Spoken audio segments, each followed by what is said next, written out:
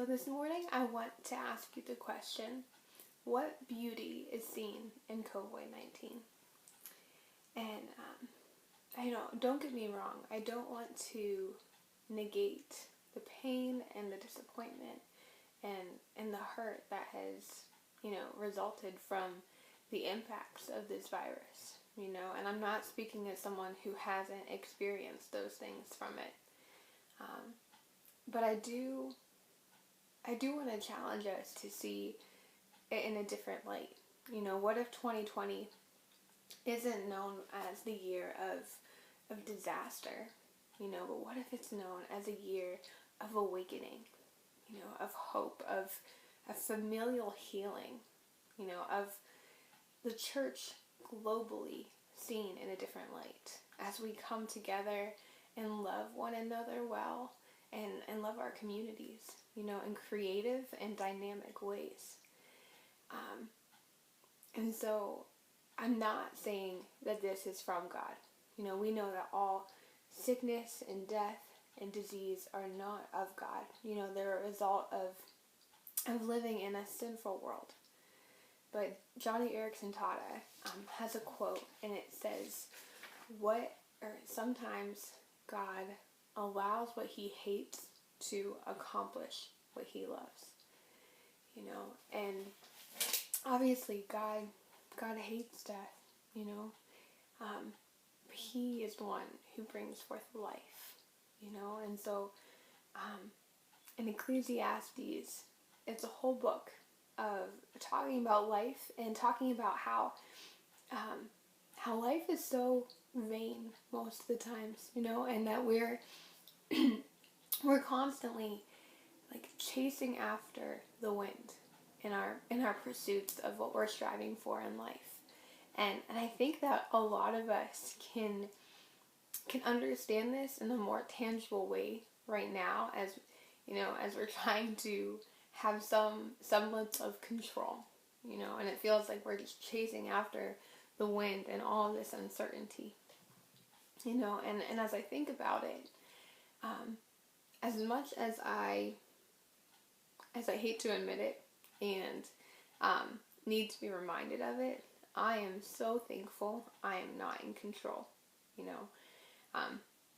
Personally think if you had to make the decisions for the world, I know for me, if you think COVID-19 in the world right now is a hot mess, just wait until I have to make all the decisions. It would not be good. And so I want us to be encouraged in that we are not in control, and that's a good thing.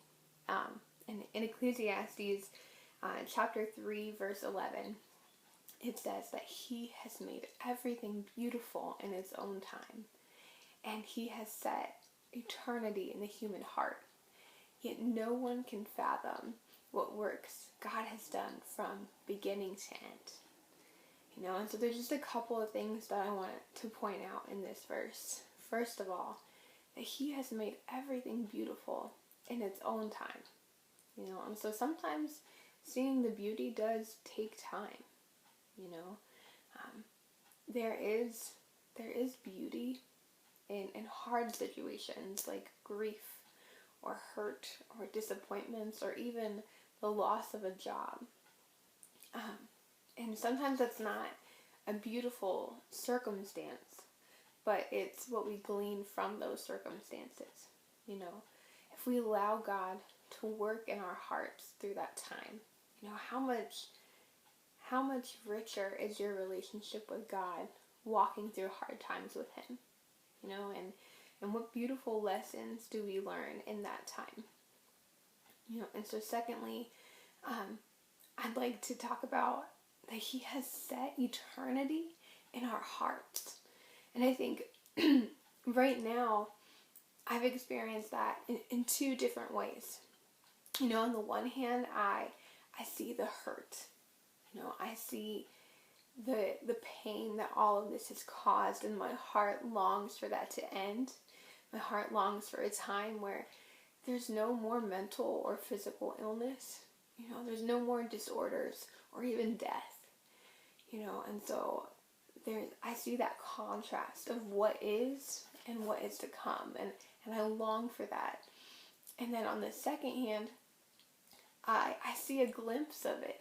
I see a glimpse of that hope, of that joy, whenever I think of us coming together again as a church, and just that unity and that time we're going to have to worship our God together again.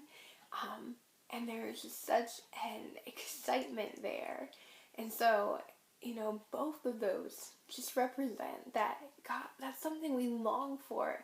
And that's just a glimpse of it. Like, imagine when it will actually be, you know? And then lastly, I want to talk about the part that it says that no one can fathom the works that God has done from beginning to end, and just thinking about the mental, the physical, the emotional, and the social capacities that I'm not in control of right now, that are happening just for me to make this video, is exhausting. And A&P tests are hard and not fun. But it's so beautiful to think about God's in control of all of that. He woke me up this morning. I didn't have a choice in that, and so I am so thankful, that we can't fathom all God's doing. And so I want to encourage you this morning in this time that, God is in control and He's working.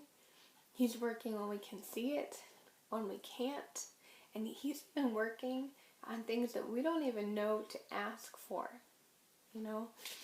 And so I challenge you this morning to see the beauty in COVID-19 and ask Him for opportunities to be a part of what He's doing, because He is at work.